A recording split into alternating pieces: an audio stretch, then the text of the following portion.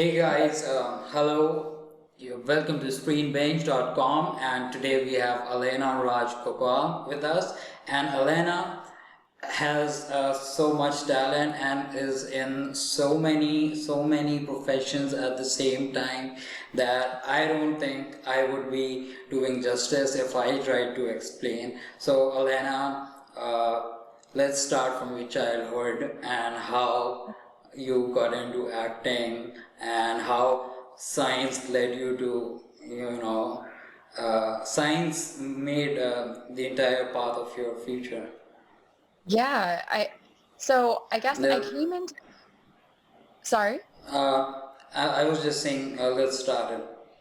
Oh, okay. Yes. I got into acting actually a little bit later, but I was really inspired by film and television as a kid. And so I remember vividly when I first saw Apollo 13, there was, oh, do you want me to stop for the noise? Oh, that's perfectly fine. Okay. Okay. So when I first saw the movie Apollo 13, I became obsessed with spaceflight. I wanted to learn everything that I could about spaceflight, and I probably forced my family to go see that movie like 2 or 3 times in the theater. And so after that, went to space camp and ended up interning at NASA several times in college. And so I knew spaceflight was something I wanted to do after I saw that movie and was really interested in it. And after seeing Top Gun, I wanted to be a pilot, and eventually I became a pilot. After I saw Jurassic Park, I first started thinking about paleontology. And when I was in college, I interned in paleontology for several months. And so I think throughout my life, I've been really inspired by film and television because as a kid growing up in South Bend, Indiana, I didn't know any paleontologists. I didn't know any astronauts. I didn't know any ER doctors. And so I didn't have role models in person, but I could kind of see what people were doing in film and television and say, wow, that job looks really cool. I want to do that. And so I guess it was later on when I was in grad school, I'd had a pretty tough committee meeting where my advisors were upset with some of the research. And so I was like visibly upset at the end of this meeting. And one of my advisors was like, you just need to think about graduate school like a beauty pageant and learn to impress the judges. And you should be a better actress. So, nobody knows when you're upset. And I was kind of like, well, I'm not going to do any beauty pageants, but I will learn to be a better actress. And so I kind of started acting because I was trying to improve sort of how I spoke in scientific forums. But after I signed up for a casting sort of website, I got an audition and I ended up getting cast after that audition. And I really fell in love with acting. I thought it was so fun. So then I kept booking roles after that, and this was in Houston, and I've kind of just continued to act since then. Uh-huh. And do you practice your science stuff as well? Yeah, so I actually am an emergency medicine physician. So I work as a doctor, and then I still do research. So I'm working on developing medical devices that can be used in remote locations, whether that's in space or on the top of Mount Everest or a remote island in the Philippines. Right. So I still get to do some medicine, I still get to do some research, and then fortunately both of those are pretty flexible, so it allows me to continue acting as well. Uh-huh. So, Alana, if we look at your life, it's like, how a child just dreams or just says that I want to be a scientist or I want to be an astronaut, and you actually said, I want to do this, and you did it. I want to do this, and you did it. Then you watched that Jurassic Park, and you did that. So, what really gave you the faith that you could do all those things? Because as children, of course, we have that courage and that self belief. But as we grow older and face the harsher realities of life, we somehow stop believing in ourselves and somehow, stumble down to become average and just keep living each day, and you know the typical rat race, the 9 to 5, and Yeah. paying till you're on your deathbed. So this is like no life of fun. So what's your take on this? Yeah, I think when I was a kid and people told me I could be anything I wanted to be, I believed them. Mm-hmm. And so I definitely I've definitely had those moments in life where I felt like giving up, where things were really hard, and I did a lot of self-reflection and, wondered, is this the right path? Is this what I should be doing? But ultimately, if you want to accomplish a task or a goal, it's not going to be easy. You're going to have challenges along the way. And so I think what really made me stick to it is just sort of like an inner curiosity. I think the world is really, really interesting. And I think science is interesting and acting is interesting. And there's so much out there to learn and discover and do and participate in that, I'm never bored. I think there's always something that's new and exciting to me in a way that I can sort of convince myself to like keep working and keep trying and keep going. And keep learning about different stuff, right? So, Yeah. so whenever we see such a situation, there's always some sort of influence behind it. So, would you say, was it your parents or someone else that you were inspired of, or someone else that you idealized, or what was the driving force? I think there were a lot of people that helped me along my path. And I think, like I said before, sort of the inspiration for everything that I've done has really come from things that I saw in television and film as a kid. Like that was the first time I saw these things or was introduced to these things. And so that was sort of what turned the key in my mind and got me going. But I think my mom has always been really, really supportive and Yeah. really cultivated my curiosity rather than answer my questions. I would be that annoying kid who was like, why does this happen this way? Or why does this do this? And she would always tell me to go look it up. And so I think that really taught me a lot about solving my own problems and continuing to be curious.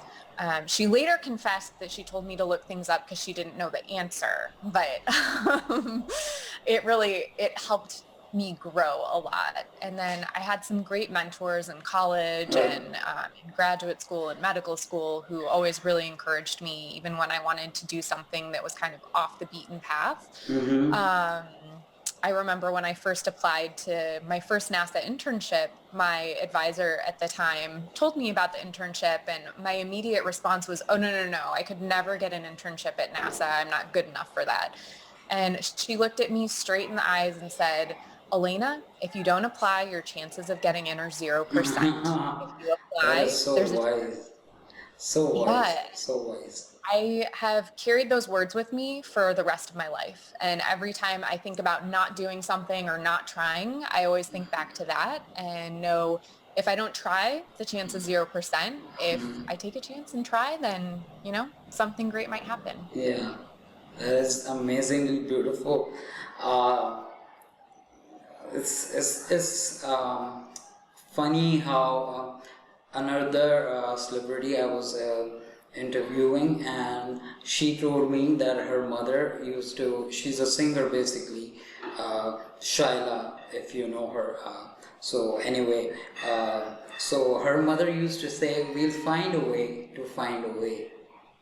And Yeah. it's so deep if you come to think of it, and you can give it any kind of depth, like in any situation. I mean, it could be for her $1 billion bankruptcy, and you could say that, or that could be for being stranded on some road and not knowing the way back. So this really, got to my heart. We'll find a way to find a way. Yeah, I agree. I think that is a great way to approach things. And it sort of speaks to just having resilience, where if you hit a roadblock, you find a way around the roadblock. It doesn't mean game's over. So I think, any of those sort of strategies to remember that when something happens, when you meet a challenge, when you meet a bump in the road, that it's really important to keep trying and to persevere if it's something that really matters. I believe we should first respect ourselves, and when we do that, the right kind of attitude starts to come in. Like, we must never ever believe that we are any less than anyone else. Yeah, right? Absolutely. We're all beautiful and intelligent and amazing in our own ways, and we're all very, very different. Mm-hmm. Yeah. I was actually just talking to one of my friends about this the other day, where it's so easy to assume you're the only person who's going through this particular difficulty, or, you feel like the odds are just sort of stacked against you and everything's really hard. But if you stop and look around and really try to understand the difficulties other people are going through, and that while we are all very different, we're all very much the same, I think it makes approaching those difficulties a little easier, knowing you're not the only one, and everyone else gets through the day-to-day, and so you can too. Plus, social media gives this fake feeling that everyone else is living a much better life than you are. And the grass is always greener, kind of. And I just, fear that one day it will all just take over us so much that we'll barely be humans. Yeah, I think it's really important to still take the time to connect with people face to face. I think social media can be such a source of positivity and good. It can also be very negative. And so when you talk to people face to face, when you take time for gatherings once COVID's over, I think that's really, really important to us as humans, and kind of telling those stories. And that's what makes filmmaking so interesting too, is it's telling those stories that everyone can relate to in one way or another. It makes it really meaningful. I feel like moderation is the key. And this is one reason why I totally hate smartwatches, because now what you want it over here as well, give it a break. But I actually turn the notifications off on mine because it's too much. So in fact, there are days when I'm, on leaves or something, I won't check my phone at all, and people go crazy that am I even alive or not? So it's crazy. I think people have started to develop this sense that you have to respond immediately, and I really try to be purposeful about when I use my phone so that I'm not on all the time, and so I can accomplish tasks in between when I'm looking at my phone or looking at emails or text messages. And I always have a no phones rule at the dinner table. That is amazing. I think we all should do that. In fact, right now restaurants and cafes have started doing that. If you all, like the entire bunch of people, has to keep the phones in a box, and the first person to pick their phone up is gonna pay the entire bill. So I love that. I think that's so cool. So awesome. So it's amazing. So Alaina, you dreamt of working for an ER, and you actually actualized that dream. So, what was the whole journey like, and how different was it from what you had imagined? And just tell me about it, all about it. Well, the journey was long. I will Uh-huh. say that was the my first thought. Uh-huh. Um, so it started in the United States. You have to get an undergraduate degree, so a 4-year Right. degree before you can go to medical school. Right.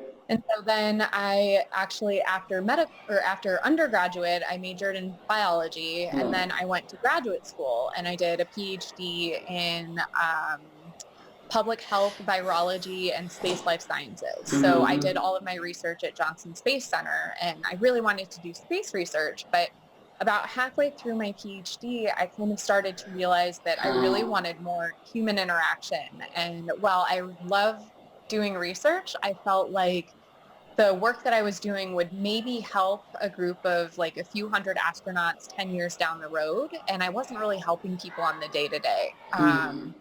And I also was just really curious. I got good at virology and, learning about one system in the human body, but I was really curious Right. about how it all sort of fit in with the rest of human physiology. So I decided to go to medical school. So that was kind Mm-hmm. of a tough application process while I was like working on my dissertation and applying to medical school. But after I finished my PhD, I started medical school like 1 month later. And Mm-hmm. then that was 4 years. And so So the first 2 years, was studying medical like what you had imagined?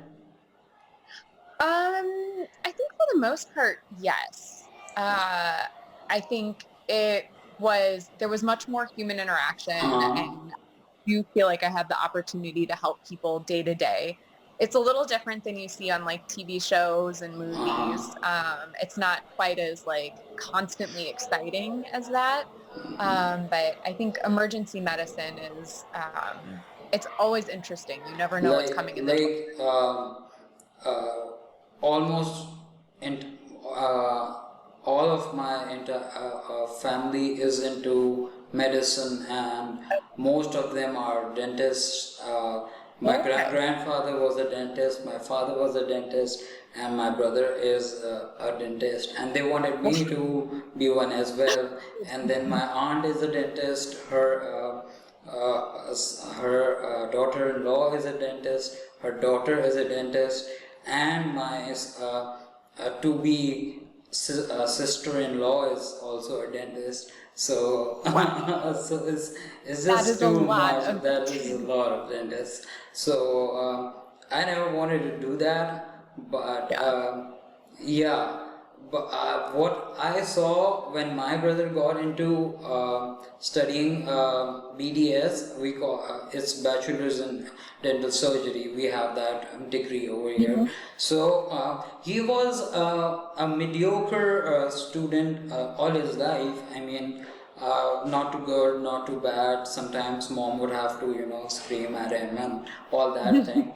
And when he entered university to study BDS, he was so determined that he used to get distinctions and straight A's and all that, top of the line, passing with flying colors, because so much of his interest was in the subject that he Mhm. performed amazingly well.